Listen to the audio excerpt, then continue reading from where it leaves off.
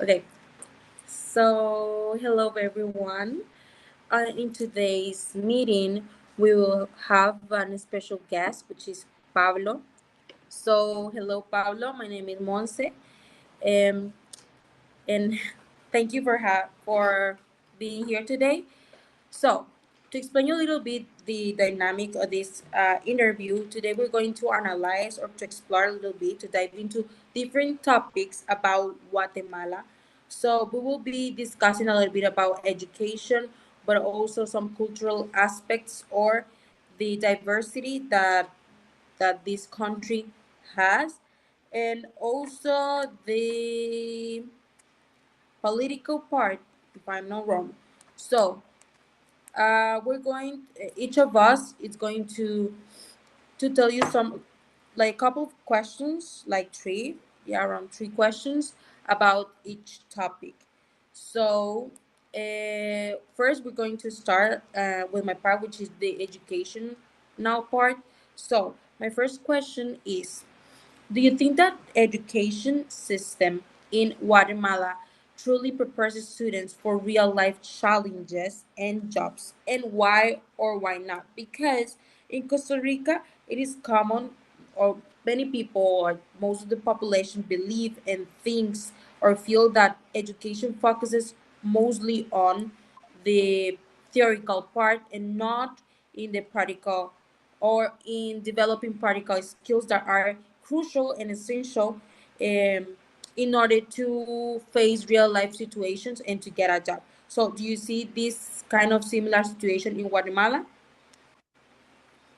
I think we're on the same page. I think that here in Guatemala we have like this like structure in the academic field that is basically focusing their efforts in memorizing and not putting like practical skills into action.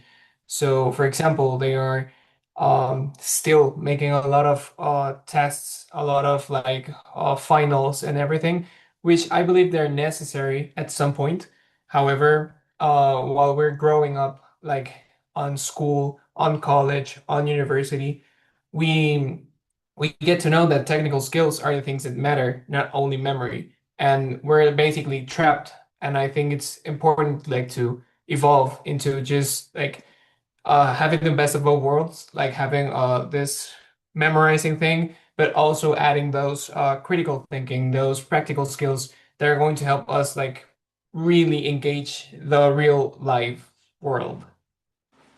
Right, thank you. So basically, in Guatemala, they're facing just like the same here in Costa Rica, with this they most focus, or the education is more focused on the theoretical part. So moving on, the second question is, what are the biggest inequalities in education in Guatemala, especially between rural and urban areas? This because, well, in Costa Rica, students from rural areas often have fewer resources than the ones that live on urban zones, and also opportunities. So there is an a real like differences between these people. So how does this compare to what happens in Guatemala?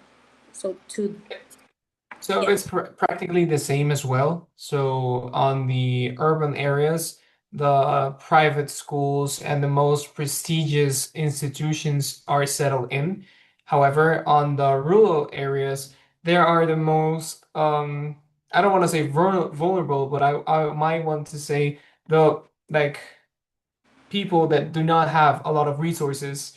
Especially there is like on the rural area, the indigenous part, which sadly here in Guatemala is big, is like basically the biggest part of the poverty section of our population. So one of the biggest issues is that if you go to the capital, which is basically the urban area, you're going to see a lot of big schools, a lot of private universities, and a lot of like resources being available for the sector. However, if you move on to some of the departments and for the rural areas, you might see another type of infrastructure, a lot of different approaches to education, which are a little bit falling behind of how are we going like right now. not only in technology, but also in methods. So that will be one, the inequality around those two sectors. Yeah, thank you. Now that you mentioned indigenous people, do indigenous people like want to study? Do they have these are interested on studying not only like on high school but also on university? Do they have like opportunities there? They do have opportunities. I think like on the past few years, they have been increasing those opportunities because I think globalization, with everything involved with internet and everything involved with the new technology, has been helping a lot to involving a lot of people. And for example, in my university, which is Universidad del Valle de Guatemala, they have two campuses, one in the capital city and one on the rural area. So a lot of people go actually to the rural area to study agronomy based on something in engineering or lawyers or whatever. But they do offer like those different kinds of opportunities, and I think they're not as approachable and as frequently like we are here in the capital, but they're starting to emerge some opportunities that those kind of people may want to approach in the like coming years. Right. So, do you think that education is improving people's uh, quality of life? I do think it's improving like the quality of life because like here in Guatemala, when I think it's like worldwide, but here in Guatemala, how it works is if I want to apply on a job, usually on the like job request is going to say at least you have to be on a university degree, or at least you have to like being done with high school. And like people actually want to pursue like school because it's basically opening doors for people. So yeah.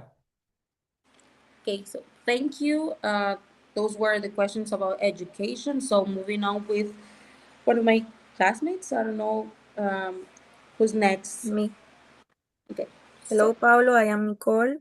And now I'm going to ask you some questions about the government or politics. So, the first one, I don't know if you know that in Costa Rica, rising insecurity has become a major political issue. So, my question is, how effective do you think the Guatemala government has been in designing and implementing public security policies? Okay, so first of all, I didn't know that, and that's kind of sad of like listening to, but sadly we're in the same page, I think. Here in Guatemala, we're still on those like insecurity kind of things. Like for example, you cannot walk on the street without like actually like being aware of your entire field because you don't know if there is going to be a motorcycle just going to assault you. And I think that the government is kind of a mixed opinions because as a context, I think it was at the beginning of this year, um, one of the biggest like jails in Guatemala was was captured by the inmates that were in there. So we suffer a lot because it was like kind of the gang war between the gangs and the police. And it was really insecure to just literally went out of the streets that they asked us as civilians to stay at home for about 2 weeks, and then they implemented a lot of like other security issues to like just deploy military in the streets, deploy polices around the streets. And that's not actually like the thing that is going to be effective. It's just like, like just laying a fire and just putting it away instead of actually like cutting the root, the actual problem. So I believe the current state is that we're still pursuing a secure country. And I think the policies that are regarding the security issues in Guatemala are not effective. And we might have to address this as a long term because one of the things that happens in Guatemala for sure is that it's going to be depending of which president is going to be elected because it's a 4 period presidential term. So they plan it just for that period instead of making it like a project. They just make it, hey, let's just do this for 4 years and then let the next president just take over instead of just doing like a government thing. Okay, thank you. Also, it's similar here in Costa Rica. And the other question is, also here is growing concern about declining education quality. So, how would you evaluate the role of the Guatemalan government in managing and improving, the national education system? So I think it's hard to like watch the entire education system as in the government because one of like the percentage of the money they report throughout all the institutes around Guatemala, they report a big percentage of that money to a single university, which is the Universidad de San Carlos de Guatemala, and it's just like, for example, ridiculous because there it starts the corruption at its best because the the dean has the entire money for like him to administrate the entire wealth of the university. However, that university, as of today, is closed. Their doors are not open, and some of these students are not being able to attend to the campus, so they have to be online instead of actually getting their things done. So that's a big miss on the government's policy. And also, one of the things that is happening is teachers are not getting well paid in public like schools around here.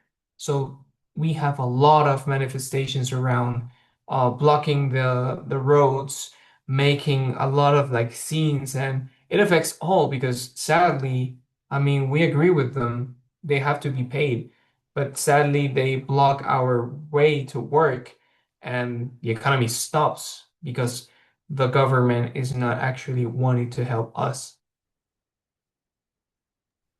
I think that the last question is similar that you already answered, but I would like if you can go in a deeper way. So, in Costa Rica, public trust in government institutions has weakened. So, to what extent do you think transparency and corruption influence governance and political decision making in Guatemala?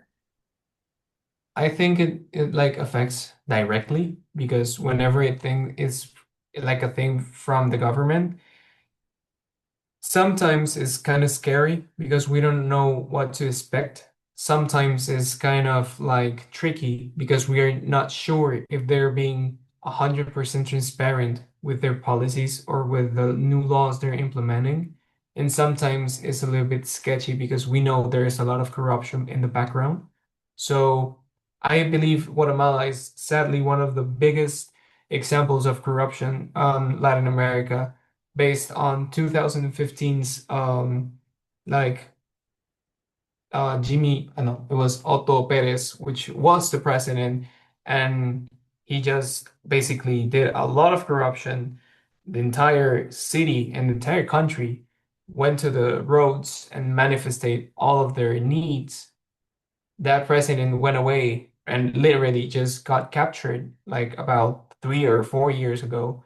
But sadly, that since then, I think the corruption has just been worse because presidents are just like um on their electoral like candidate, they just brag, they just bluff to the country, and when when they get elected, they do absolutely nothing.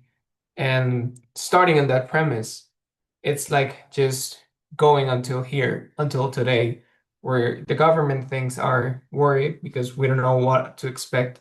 We do not have transparency because we believe and we're like know that either it's the SAT, which is basically like IRS, one that governates the tax and the fiscal laws around, either is the government, either is the military, we know we're getting robbed on our tax, on our things that we pay. So I think corruption is a thing. I think corruption is sadly high, and I think transparency is threatened because I don't believe that we are a 100% transparent country.